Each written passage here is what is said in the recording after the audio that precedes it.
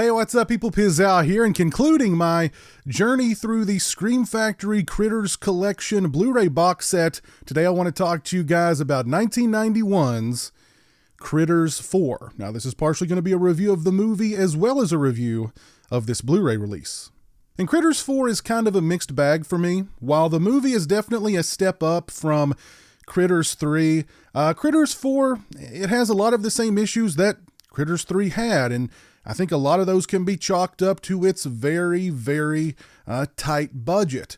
And Critters 4 revolves around our old buddy Charlie, the town drunk turned space bounty hunter turned humanity's savior who's been cryogenically frozen while trying to preserve the last two critters' eggs in all of the galaxy, only to be woken up in the year 2045 in space.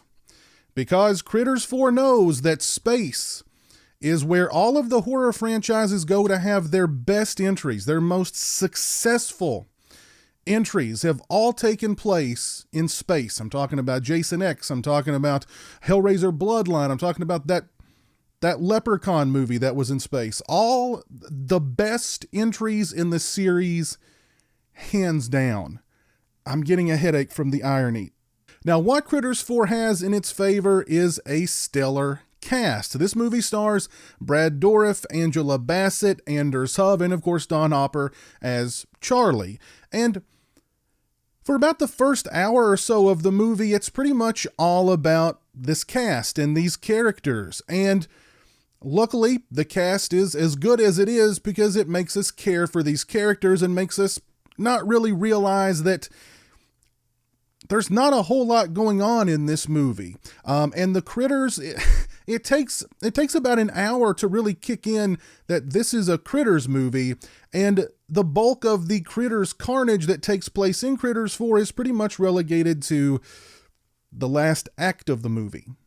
And now typically, taking a franchise like this to space on a very low budget is never a good thing. But the production design in Critters 4 is pretty good. The set design is pretty good for clearly having a very low budget. Again, the acting is really good all around. I liked the characters in this movie. The thing I talked about in Critters 3 that was sorely lacking was the heart. Now, Critters 4 definitely doesn't have the heart of Critters or Critters 2, but it's there a little bit. You can feel it. It's kind of on the periphery, but Critters 4 definitely, it's got some heart to it, which goes a long way here.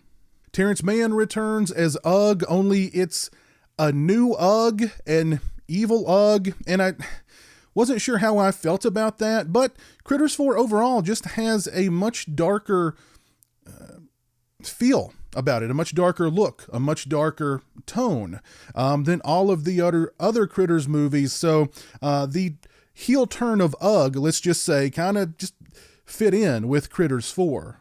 And when the Critters carnage finally does kick in, it's some pretty nice Critters carnage. The Critters look pretty good. The Kyoto brothers who did the Critters, effects and the Critter puppets and the Critter designs throughout all of the series, they're back here. The Critters look pretty good. The Critters carnage is what you would expect from our toothy little fur balls. They're eating everything and everyone in sight.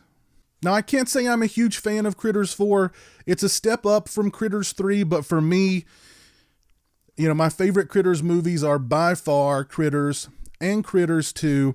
Critters 3 and Critters 4 just kind of feel very thrown together. They feel kind of sloppy. They feel very low budget. Critters 4 at least had a great cast to help sort of, carry the movie until the Critters carnage finally kicked in.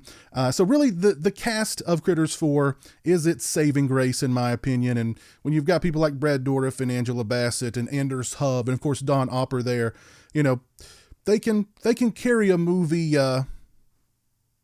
pretty well.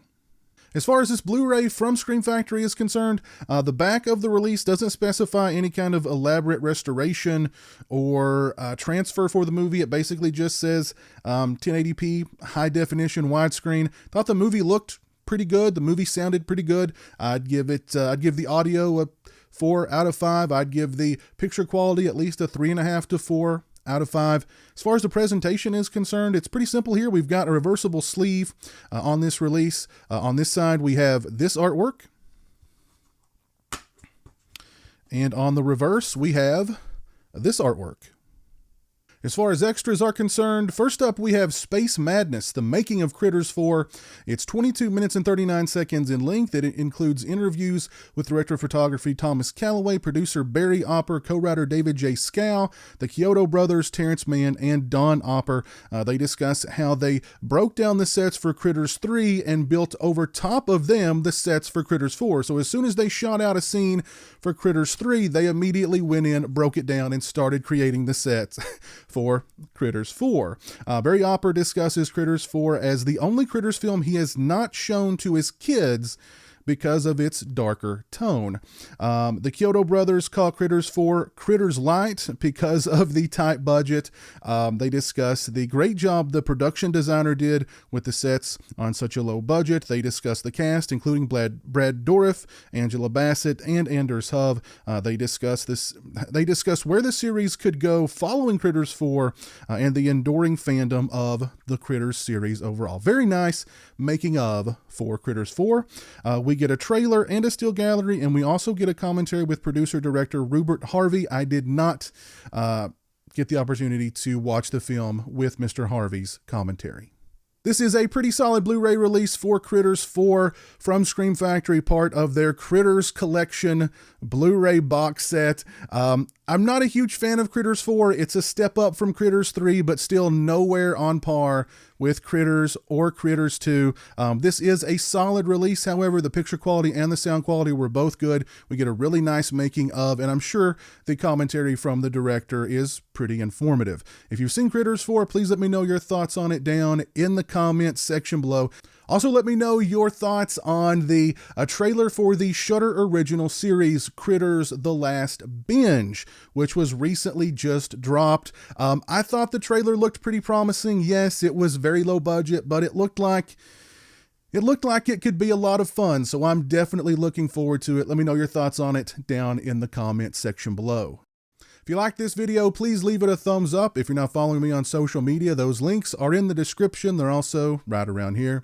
As always, thanks so much for watching. I really appreciate it. Take care, and until next time, peace. Join the A Buck a Month Club and help support my channel on Patreon. Thank you to my current patrons, Kevin Smythe, Orc145626, B-Movie Mike, Robert Sobel, Turi Delamore, Stephen Flanagan, Lori Holt, Mitch Odell, Farron Sutton, Craig Farrand, Jeremiah Lambert, Grindhouse Grotto, Joseph Charlesworth, Chris Earls, Derek Jana, Demon Waffles, Simon Clark, Stone Gassman, Zachary Barton, Mr. Bibby86, James Welch, Eli Geisler, Jeff Overing, Alan Scott, Kyle McGuire, Jay the Stingray, Lauren Dixon, Travis Davis, Dave Barnes, Jonathan Lundy, Chris Parsons, Chris Gonzalez, Trenton Bowser, and Jason Brattenbach.